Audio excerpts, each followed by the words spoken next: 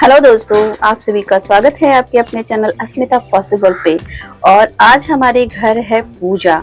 और देखिए इसकी तैयारी मैंने शुरू कर दी है। सबसे पहले मैं गार्डन में आई हूँ सुबह सुबह और ढेर सारे फ्लावर तोड़े हैं अपने गार्डन से। आप देख रहे हैं पूरी थाली भर गई है। इसमें तुलसी के पत्ते भी हैं और केले के पत्ते भी हैं, क्योंकि कथा है आज हमारे घर पे। ये मेरा फर्स्ट ब्लॉग है इस चैनल पे, तो अगर ब्लॉग अच्छा लगे तो लाइक शेयर कमेंट जरूर करेंगे और कमेंट करके मुझे ये बताएंगे कि इस ब्लॉग में क्या क्या कमियां हैं, ताकि मैं उसे आगे जाके सुधार सकूं। अच्छी लगे तो लाइक करें, नए हैं तो चैनल को सब्सक्राइब करें। बाबा जी आ चुके हैं और पूजा की तैयारियां शुरू कर दी है उन्होंने। इस तरह से स्टार्ट किया है। अभी ये चौक पुरा रहे हैं। गेहूं के आटे, रोली और हल्दी से इन सब चीजों को बनाया जाता है, जो नवग्रह और बहुत सारी चीजें होती हैं। इतना कुछ मुझे नहीं पता। स्वास्तिका बना है और नवग्रह की आकृति बनी है। मुझे बहुत खूबसूरत लगता है इस तरह से ये चौक पुराना। पूजा स्टार्ट हो चुकी है सत्यनारायण भगवान की कथा से और मैं बैठी हूँ पूजा पे। पहली बार मैं बैठी हूँ कथा करने के लिए। पंडित जी जैसे जैसे बता रहे हैं वैसे वैसे मैं करती जा रही हूँ। आज मेरे पापा जी की पुण्यतिथि है, यानी कि बरसी है। 4 साल हो गए हैं हमारे पापा जी जो हमसे बिछड़े हुए। उनके नाम से मैंने एक चैनल भी बनाया हुआ है, केसी अग्रवाल। जो हमारे पुराने फ्रेंड्स हैं वो सभी लोग जानते हैं। और उनकी याद में मैं ये कथा कराती हूँ ताकि उनकी आत्मा को शांति मिले। मेरे पापा जी बहुत पूजा पाठ करते थे और दान पुण्य में बहुत विश्वास करते थे। तो मैं बस थोड़ा सा अपना ऐसा काम करूं ताकि उन्हें खुशी मिले, इसलिए मैं इस पूजा को हर साल करवाती हूं और मैं खुद कर रही हूं इस बार पहली बार। 4 साल हो गए हैं, पता भी नहीं चलता है।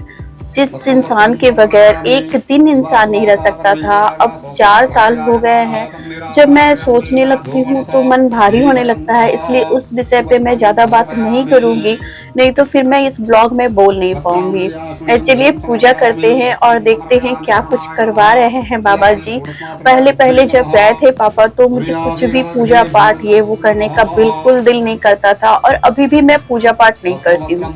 अब मैंने कुछ भी वैसे जो डेली पूजा करते हैं ना, वैसे मैं कुछ भी नहीं करती हूँ, ना किसी भगवान की ना किसी भी चीज की। मगर ये साल भर में एक बार कथा करवाना और पितृ पक्ष में जो पूजा होती है वो, बस यही 2 पूजा करती हूँ। क्योंकि मुझे नहीं लगता कि बहुत ज्यादा भगवान को पूजा करने से आपका कुछ भी वैसे बदलने वाला है। बस मन में सच्चाई हो, अच्छाई हो, इंसानियत हो तो सब कुछ अच्छा रहता है। बस इसलिए मैं ज्यादा मत्था नहीं टेकती हूँ भगवान को। अब पता नहीं आप लोग शायद ये सोच रहे होंगे कि ये तो बिल्कुल नास्तिक है, तो मैं नास्तिक नहीं हूँ। मैं बहुत पूजा पाठ और व्रत करती थी, मगर अब फिलहाल मैंने छोड़ दिया है। इंसान के साथ घटनाएं दुर्घटनाएं जो होती हैं वो उनके विचारों को बदल देती है, उनकी जीवन शैली को बदल देती है, उनके बहुत सारे मन की स्थिति को बदल देती है। बस ऐसा ही कुछ हुआ है। अब बाबा जी पता नहीं क्या क्या मंत्र पढ़ रहे हैं, वो तो मैं सुन नहीं रही हूँ। वो जो बोल रहे हैं वो मैं बोलती जा रही हूँ और जो वो कह रहे हैं वो मैं करती जा रही हूँ।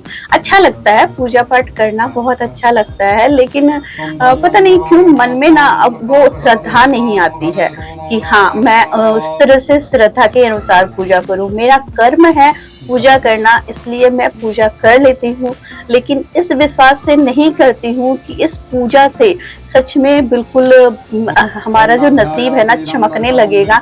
ऐसा कुछ नहीं होता है। जो आपके नसीब में लिखा है वही होता है। और बहुत सारे हमारे जितने सारे फैमिली मेंबर्स है, सारे लोग यहाँ हैं। मैं सबको नहीं दिखा सकती हूँ क्योंकि सब लोग सामने आना पसंद नहीं करते हैं।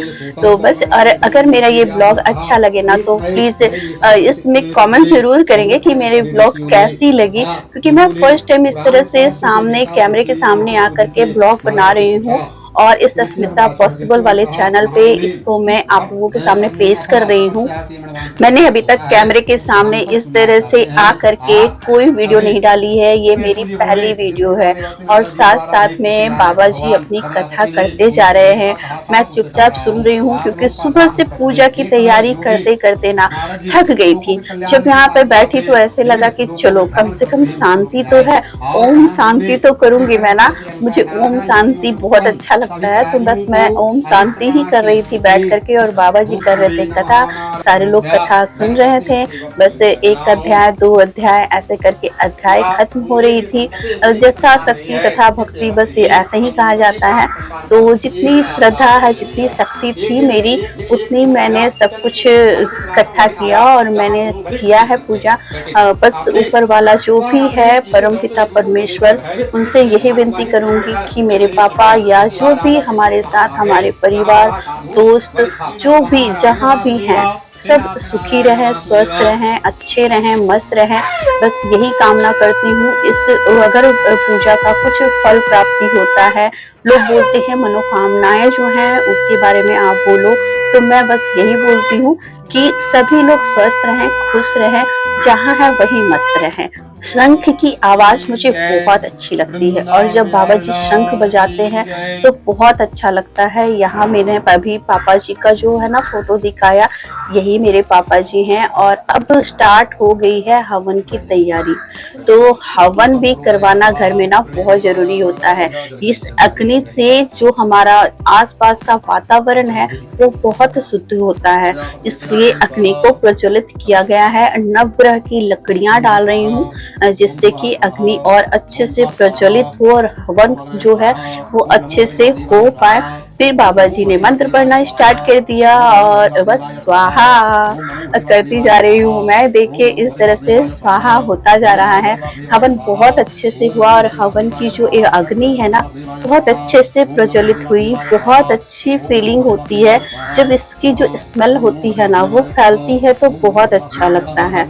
हवन के अग्नि से आपके आसपास की जितनी नेगेटिविटी है वो सब दूर हो जाती है। तो हवन करना भी बहुत जरूरी होता है। जब आप कथा करें तो हवन भी करें।